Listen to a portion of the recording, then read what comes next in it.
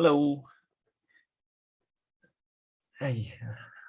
Right, as you can see in today's title, we are going to be looking at the Florence Residences and whether is it the best deal in 2020.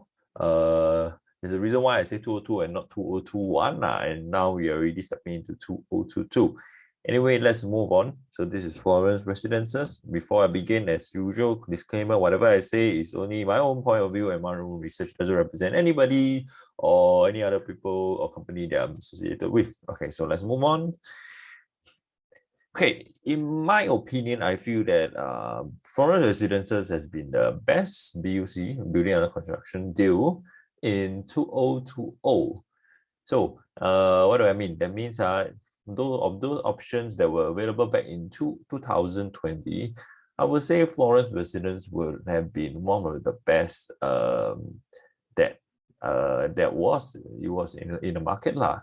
And then let's take a look at why I'm having this so-called bold claim, because I've been, for those of you watching my channel, I've been saying this one not good, that one not good, and then some of you are saying, well, if everything is not good, then show us what is good law, and then I'll show you law. Now I'll show you why I feel Florence Residences is a good one. And today's sharing shouldn't be too long lah. Okay, I think it's quite straightforward. Let's take a look at the map over here. I think about 1+2 years ago, when you first talk about Florence Residence, people will be saying, "Xiao so ulu, near MRT or not near MRT." Why? Because Hougang MRT is here. Kovan MRT is here. Want to buy near MRT, you have these four guys over here. So why would anybody want to buy Florence Residences? Okay, even in fact, I think even this Tembusu over here could be even nearer to Kovan MRT. And then if you take a look, MRT here. So in the midpoint, actually Florence Residences is in the mid of nowhere. It's in the middle, just nice in the middle of these two MRT. If that's the case, why would I say Florence Residences is such a good one? Okay. Let's look at the analysis of the supply in the area. I've saved everyone the trouble of zooming into the respective development, how many units, and then I added up all these within a 1 km span. Total, we have 3,000 units, including Florence Mega Development, 1,004 units. Now we have a total of 4,659. And according to this radius, this is not too bad. After all, it's still less than 5,000, which is pretty much a threshold. Okay, in my own point of view. The land size, it is a mega condo, so definitely the land is huge. Okay, and then we compare, I pull out a few comparator, like I said just now. Starts of Kovan, Regency, Residences, Melody, and finally also Florence Residences. Why are they important? Because we need to look at how old are they. This one is 206, 011, 15, 19. And this guy is probably about 4 years older than nearest competitor, which is Stars of Kovan. And let's take a look. Stars of Kovan actually did well. You can see the chart over here. It went up quite significantly. As usual, I only look at charts that are up to 2013. So this guy did pretty okay, decent. Kovan Regency, Kovan Residences, not exactly. Okay, and then Kovan Melody. So pretty much stagnant after 2013. But on the other hand, you see Florence Residences move out like this. If there are so many competitors in the area, so why was Florence Residences able to command such a incredible performance? Okay, later I'll come back to this. Let's take a look at the performance of Stars of Kovan. I would say Stars of Kovan was a successful development, because if you look at these guys, all are pretty decent, very, very good, 6-figure profit.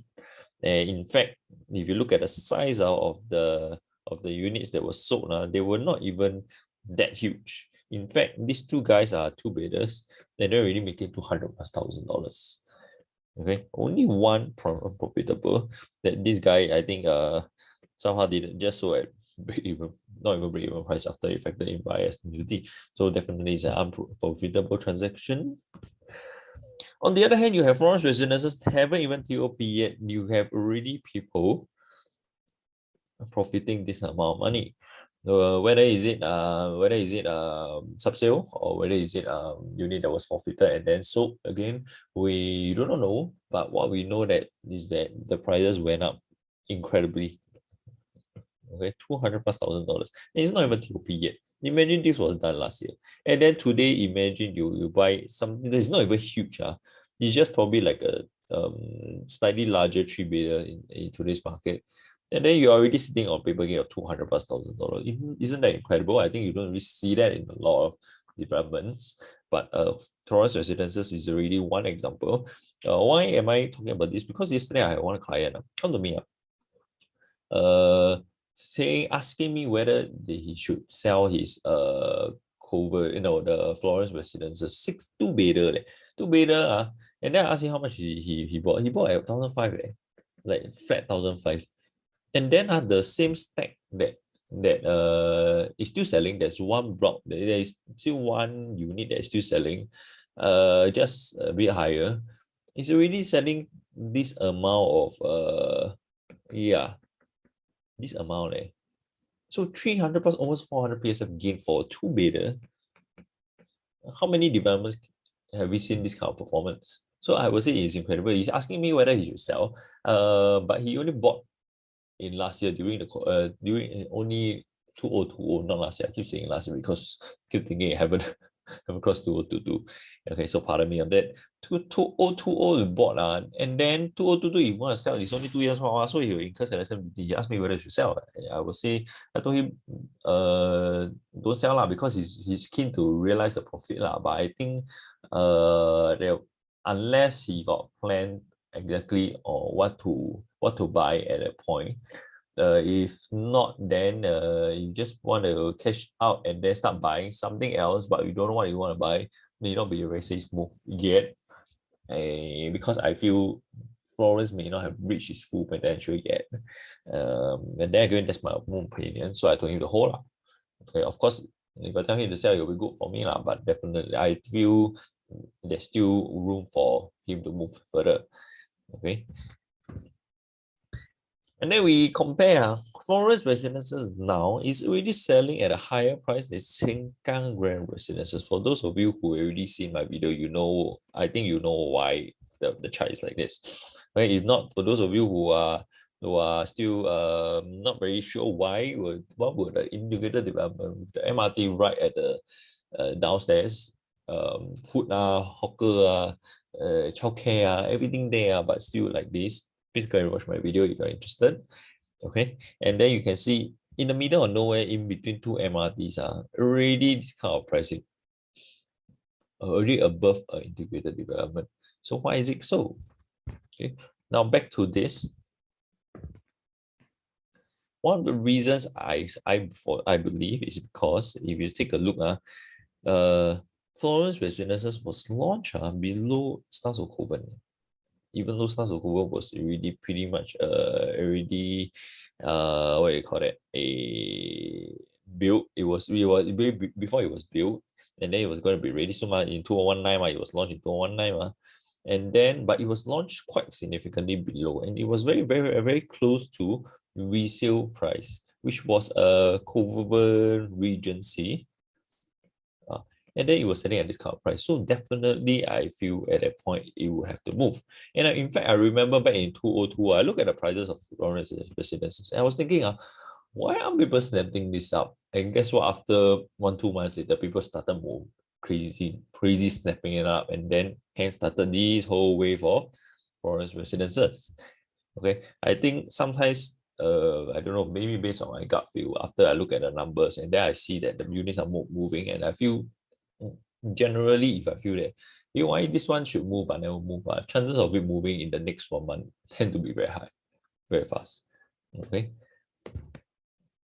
so does it mean that Florence Residences was very popular right from launch? Unfortunately, no. In fact, when they first launched, they only captured 54 sales. They say that only 200 units were launched, but I think it's just a way of marketing, making it sound not so pathetic. In fact, 54 units if you compare to this 54 divided by 140, 3.8% sold only So only 3.8% sold on launch day. Leh. Isn't that pathetic? That's even worse than maybe even Perfect 10 now. CCR. But doesn't mean that Florence Residences was a bad buy. Was it a bad product? So that's why a lot of people think that, oh, wow, this development now 10% sold, 20% sold, it's not a good development because people don't buy, then must be not a good development law. And then you guess what? This one end up being the underdog. The price went up like this. How many people would have expected?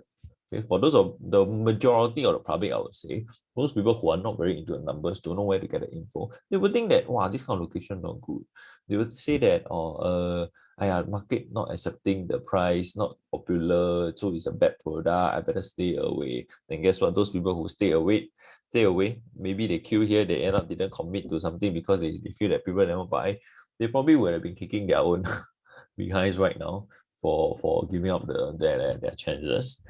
Okay, so it doesn't mean that development that underperform on the launch weekend is not a good development. And there are also instances of developments that were fully booked, fully subscribed on the first day, maybe not fully 90 something, above 90% sold on the first day, and then end up not so doing very well. Because remember, when it comes to the market, there are a lot of misinformed buyers.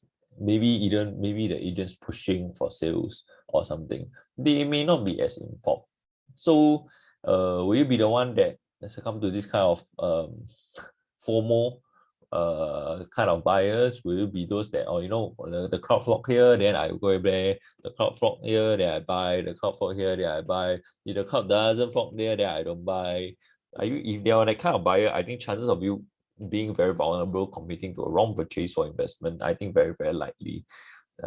Because I would say you are just following a crowd, and most of the time the crowd doesn't know where they're going. And also when you have a crowd going to somewhere at the start, what does it mean? That means there is high demand, and then will you get the good deals? Okay, whereas maybe at another side there's another underdog.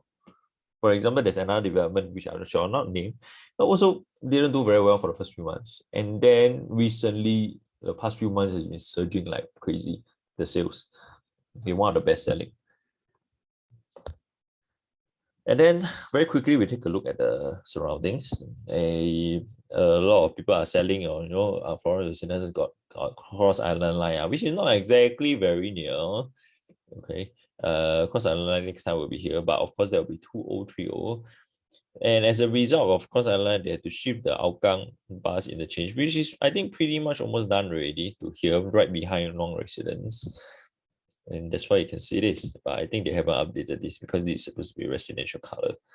Okay, this will be the future integrated development because this is zoned as commercial with residential color. So this kind of light blue. Hougang Bus Park lah. Okay, something like this, quite a big piece of land. Okay, over here. And then if we take a look at Florence Residences, how much are they selling now? One bidder selling 1,009 PSF. Got one plus study selling already 2,000 PSF. Will it be sold at 2,000 PSF? I'm pretty confident that actually somebody will end up buying over there, nearer towards TOP. The developer chances of them being rushing to sell is not very high. In fact, it's quite low because they already sold 90+%. They're taking their own sweet time to sell, and hence they stage up the prices. Two big deluxe are also selling at this kind of price. For those of you who are wondering, wow, why got 1,600? I better go and buy now. It's because it's penthouse, you are adding in strata space, void area. Okay, so think about it. And so today's session is quite short. Verdict, why I feel Florence Residences is an excellent buy back in 2020 is because, as you can see, it was launching at below resale price, or rather it's this older competitor. Imagine younger list and you're selling cheaper. How can go wrong? How to go wrong? It's very hard to go wrong. And hence, I think without a doubt, this guy go up. Okay. So if you ask me, whether Florence Residences is a good buy right now, I will say unfortunately, if you take a look at the prices now, it will be, I wouldn't say it's a good buy because you'll be buying at way above other people's prices. So like I mentioned just now, my client bought at 1,500 and then now it seems that it's selling at this kind of price. So I think can they exit next time at 1,009? I'm pretty confident they will be because the market will shift 1,009 and then there will be a 400 PSF. Are you willing to be the one paying the hero price, the extra 400 PSF? If you are, then please go ahead and go and buy lah. If you are not so I would say generous to other people to pay their profits, then maybe you have to do a little bit more research and find out. If you do not know how to find all this stuff or don't know how to analyze, then just seek professional help lah, which is understandable because everyone have their own specialty, everyone has their own profession. You cannot expect to be very good at analysis in property since this is not your industry. Okay, so please, just because I feel that Florence is the best buy in 2020 doesn't mean that it is the best in 2022. Okay, please, this is not my intention to tell you that, oh, today my intention is not here to tell you, hey, please go and buy Florence Residences. I'm telling you why the example of a very good development that you should look into, how to spot a good development, supplier, pricing, maybe don't have to be a location, as you can see, not near MRT, didn't launch to very good results on the launch weekend, but ended up being the true underdog in today's crazy market. So this is, I personally feel that this is not a good buy right now. But of course, if you're buying for your own family needs, I think it's a very nice condo, very nice mass market condo. There's a hell lot of facilities, 100 plus facilities. So you can consider if you're just buying for the area, you really want to stay in that area, you love it, and you really like a lot of very large condos with a lot of facilities. Okay, so that will be all for what we have for today. Any questions, you can just feel free to PM me for help. If you have any questions on trying to sort out which developments that may be more suitable for you or your husband.